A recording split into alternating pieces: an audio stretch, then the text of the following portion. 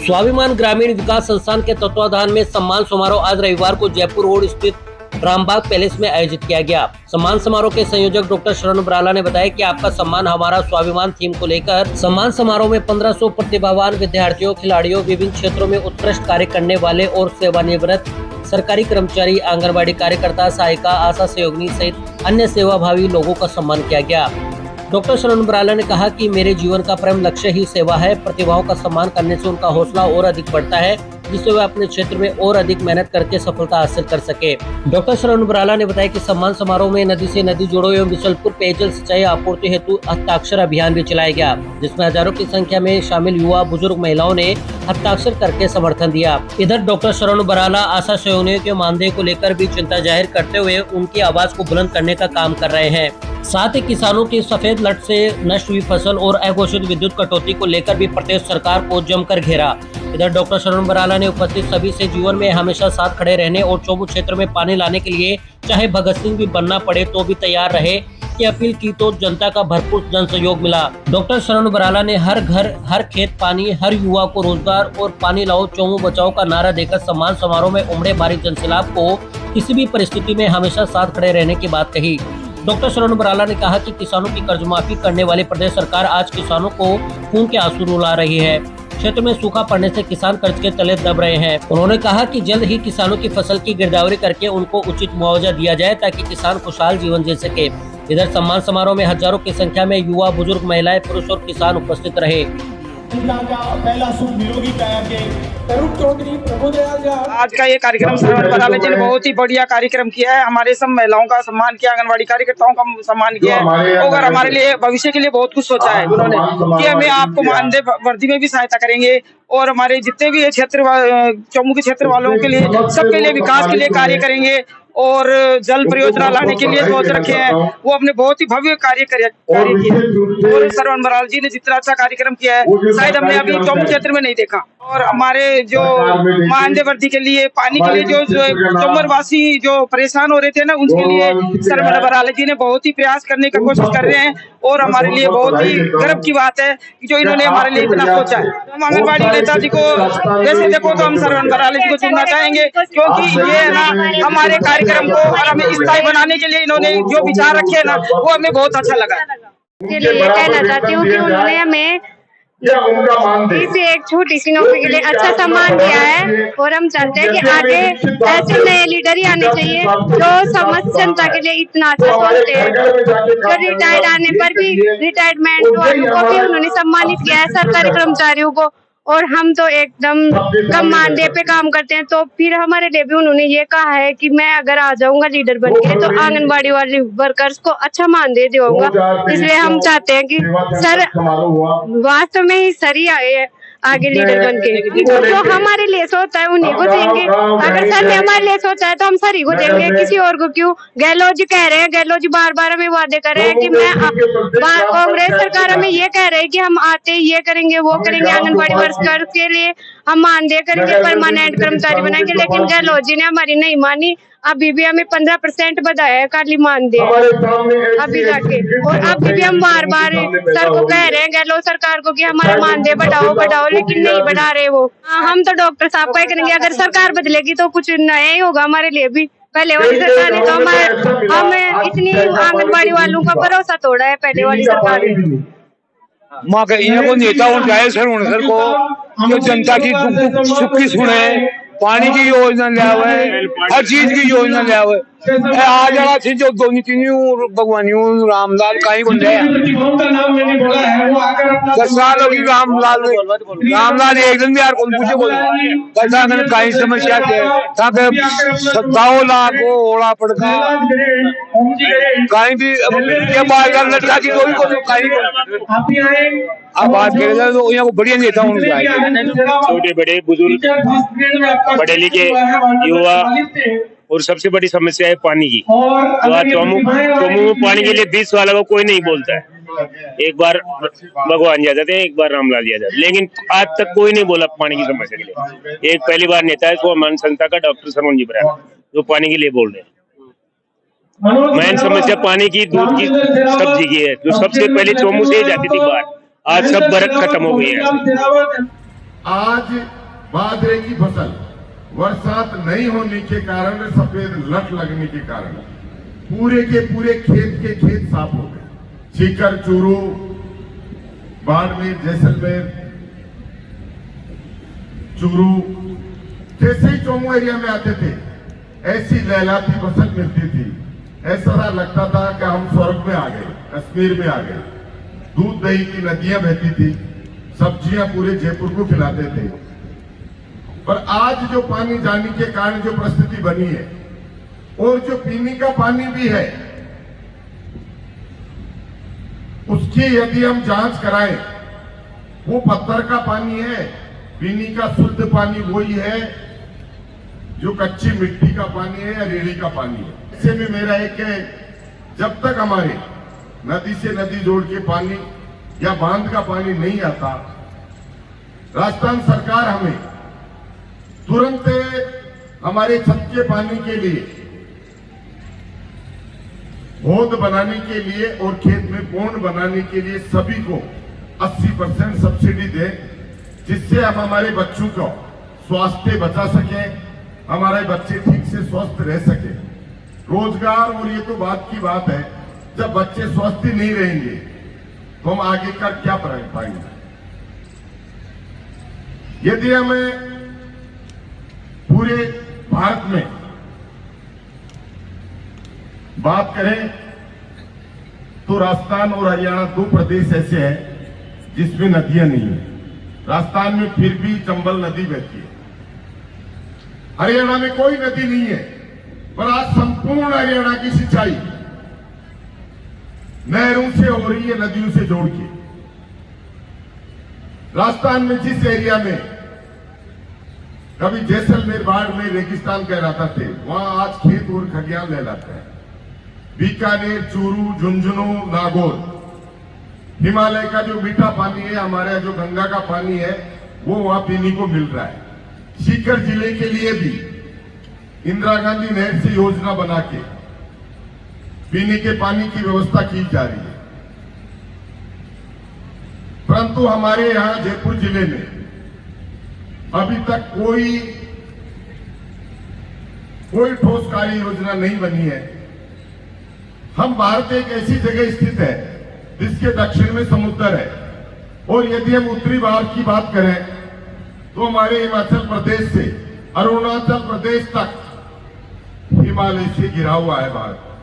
हमारी एक रक्षा के लिए हिमालय एक पिता की तरह खड़ा है, और वो बर्फ का एक युवा पहाड़ है, उससे बहुत बड़ी संख्या में नदियां निकलती है, और जो बीच में नेपाल आती है उसकी भी जो नदियां आती हैं आखिर में भारत में आती है। और अभी आपने बरसात में देखा, पंजाब ने कहा राजस्थान को क्या आपको पानी ज्यादा लेना चाहिए, परंतु सरकार ने कहा हमारी नहरों की क्षमता नहीं है, हम पानी नहीं ले सकते। वो बहुत सारा पानी पंजाब और हिमाचल प्रदेश से पाकिस्तान में बह के जाता है। यदि उस पानी को रोक के, और बहुत सारा पानी जो यमुना में इस बार बाढ़ आई, आपको सबका है, दिल्ली के जो निचला एरिया था उनको खाली कराया गया, और जो यमुना के आसपास जो उनके गांव आ रहे थे उनको खाली कराया। यदि वो पानी और शारदा नदी का जो पानी आता है नेपाल से, जो बिहार में तबाही मचाता है बाढ़ के रूप में, यदि वो पानी यमुना में डाल के हमारे अलवर, जयपुर जिला, सीकर, नागौर, अजमेर को दे दिए जाए तो हमारे यहाँ स्थायी समाधान हो सकता है। माननीय अटल बिहारी वाजपेयी साहब कहते थे, भारत एक ऐसा देश है जिसमें 4 महीने बाढ़ के कारण से, पानी की अधिकता के कारण से डूब के मरते हैं, और 8 महीने प्यास से मरते हैं। हम सब भारत माता के बेटा बेटी है, हमारा एक बेटा बेटी जब बहुत ज्यादा बरसात होते हैं तो डूब के मरता है एक बेटा बेटी। हम यहां प्यास से तड़प रहे हैं, और हमारे क्षेत्र में पानी की स्थिति में माताएं बहनों को आज इतनी बड़ा संकट खड़ा हो गया है मैं सामोद क्षेत्र में गया, वहां के एससी मोहल्ले में गया, मैंने कहा पानी को लेके चौपाल है। महिलाओं में एक साथ जितने महिलाओं ने सुना, ये कौन आया है, क्या देता है, इतने साल हो गए वोट देते हो गए कि 10 साल हो गए हमारे नल में पानी आए। आगे जाके हमारी एक भाई जी रहते थे हॉस्पिटल में, मैंने सबको उनसे बैठ के बातचीत की,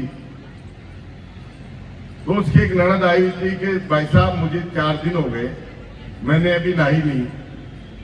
हमारे को एक घड़ा पानी सुबह या तो 10 बजे, 11 बजे, 12 बजे, 2 बजे जाके टैंकर आता है, और कई बार टैंकर आता ही नहीं है, तो वहां से 1-1.5 किलोमीटर दूर एक बोरिंग था, उसमें 1-2 टूटी का पानी था। मैं वहां गया तो 300-400 महिलाएं शाम को 5-6 बजे जब खाना बनाने का समय रहता है, एक घड़ा लेके अपने पानी मिलने का, घड़ा भरने का इंतजार कर रही। ऐसी परिस्थिति में यदि हम आज हमारी उम्र के जितने भी युवा थे, हम डॉक्टर बन गए, पर जो डॉक्टर इंजीनियर नहीं बन पाए और कृषि पशुपालन में थे, वो आज कृषि पशुपालन में अपना कार्य करके अपना जीवन बहुत अच्छे से व्यापन किया। आज यदि चौमू के व्यापारियों की स्थिति भी देखो तो सबका व्यापार कृषि और पशुपालन पर निर्भर है। आप अनाज मंडी जाओ, सब्जी मंडी जाओ और बाजार में भी जाओगे तो ज्यादातर खरीदार कौन है? वही कृषि और पशुपालक, और ज्यादातर दुकानें भी वही हैं जिनमें कृषि और पशुपालक के काम में आने वाले सामान ही बेचा जाता है। मजदूर वर्ग को भी इसी कृषि और पशुपालन पे आधार पे अपना जीवन व्यापन करता है। तो ऐसे समय में जब हमारे यहाँ यदि समय पे पानी नहीं आया तो हमें विस्थापित होना पड़ेगा, क्षेत्र को छोड़ना पड़ेगा। आज जिन एरियाओं में आप राजस्थान में गए जहां पानी नहीं है, वहां आपने देखा होगा एक घर में एक बूढ़ा बूढ़ी रहते हैं, सब बच्चे बाहर कमाते हैं। आज समय है, अभी गडकरी साहब आए थे केंद्रीय मंत्री, भैरू सिंह जी की महामहिम उपराष्ट्रपति जी भगत सिंह जी की जन्म शताब्दी वर्ष था, तो उन्होंने कहा कि बाबू साहब कहा करते थे कि यदि मेरे राजस्थान को ये बाढ़ वाला पानी मिल जाए तो पूरे भारत में मेरा राजस्थान नंबर 1 आ जाएगा। और विशेष बात उन्होंने ये बोली, अब भारत में पानी की कमी नहीं है, केवल कार्य योजना बनाने की जरूरत है। पानी बहुत है, ये राजस्थान का अधिकार है। राजस्थान में यदि जड़ से बेरोजगारी जब खत्म हो सकती है जब यहाँ नदी से नदी जोड़ के पानी आ जाए, या हमारे जो बरसात का पानी बहता है उसको बांधों द्वारा हमारे सिंचाई को दिया जाए। इसी के तहत एक कार्यक्रम आयोजन किया जा रहा है। शहीद आजम भगत सिंह की जयंती है 28 सितंबर को। उस दिन पानी को लेकर एक जन उखाड़ सभा रखी गई है। हर बेरोजगार को रोजगार दिलाने के लिए एक जन उखाड़ सभा रखी गई है। हर महिला का मान सम्मान और उसकी सुरक्षा के लिए जन उखाड़ सभा रखी गई है। हमारे दलित माता बहनों के मान सम्मान और उनकी सुरक्षा के लिए जन उखाड़ सभा रखी गई है। हमारे उन किसानों को जो पाले के रूप में या अभी बरसात नहीं होने के कारण या सफेद लट के कारण जो खेत नष्ट हुए हैं उनको मुआवजा दिलाने के लिए जन उखाड़ सभा रखी गई है। हमारे व्यापारियों का व्यापार बचाने के लिए जन उखाड़ सभा रखी गई है। उसमें आप सबसे निवेदन है, सुबह 10 बजे बस स्टैंड पे आप सब अपने से परिवार के साथ, अपने सारे रिश्तेदारों के साथ, अपने सभी मिलने वालों के साथ पधारोगे। एक दिन का समय अभी केंद्र सरकार कह भी रही है, गडकरी साहब आए थे, अब यदि आप सरकार बनाते हो तो राजस्थान की तरफ इतना बड़ा नल खोल देंगे, इतनी बड़ी नहर खोल देंगे, अब आपके पानी की कमी नहीं रहेगी। और निश्चित तौर पे आप पिछले 20 साल से मैं जहां भी सांसद हो, विधायक हो, दिल्ली में केंद्रीय मंत्री हो या राजस्थान का मुख्यमंत्री हो, मंत्री हो, जहां भी जाता हूं पानी की बात करता हूं। अभी 1 जनवरी को मैं सांसद साहब से मिला। हम करीबन 25 व्यक्ति गए थे 20 समाजों के। हमने सबको कहा कि हमारा चोमू का जीवन व्यापन का एकमात्र सोर्स है कृषि और पशुपालन, हमारे यहाँ पानी आना चाहिए। तो उन्होंने सारी बातें सुनी। उन्होंने कहा काम वही होता है जो जिस पे पूरी जनता हुंकार भरती है। यदि कोई भी चीज जनता की आवाज बन जाती है तो सरकार को वोट लेने के लिए वो काम निश्चित तौर पे करने के लिए खड़ी है। यदि हम सबकी हुंकार उस दिन इतनी बड़ी बने, हमने अब तक नदी से नदी जोड़ के पानी लाने के लिए, बांध का पानी चोमू में लाने के लिए 1 लाख से ज्यादा हस्ताक्षर हो चुके हैं। शायद राजस्थान और भारत का पहला ज्ञापन होगा जिसमें लाखों की संख्या में हस्ताक्षर होके हमारे मुख्यमंत्री और प्रधानमंत्री के नाम जाएगा। मैंने तो उस दिन ये भी संकल्प लिया, गांव डेहरी में ये कह के आया हूं, अब मैं पानी की लड़ाई, आर पार की लड़ाई लड़ेंगे, चाहे मुझे इसके लिए भगत सिंह भी बनना पड़े, मेरे प्राणों की भी आहुति देनी पड़े, तो मैं तैयार हूं। परंतु मैं इस जीवन में जीते जी यहां से नदियों से, नहरों से जोड़ के इस चोमू क्षेत्र को, जो मैंने बचपन में देखा था, युवावस्था में देखा था, एक लहलाता हुआ चोमू, हरा भरा चोमू, पूरे जयपुर शहर को दूध पिलाने वाला चोमू, पूरे जयपुर शहर को मीठी पानी की सब्जी खिलाने वाला चोमू, वो हम हमारा सपना सजे हुए हैं। हमारा एक ही सपना है, हर खेत घर को पानी, हर युवा को रोजगार। मैं एक नारा लगाऊंगा, पानी लाओ चोमू बचाओ, पानी लाओ, पानी लाओ, पानी लाओ। दूसरा नारा है पानी लाओ जयपुर बचाओ, तीसरा नारा है पानी लाओ राजस्थान बचाओ। 2-2 बार बोलेंगे, पानी लाओ, पानी लाओ, पानी लाओ।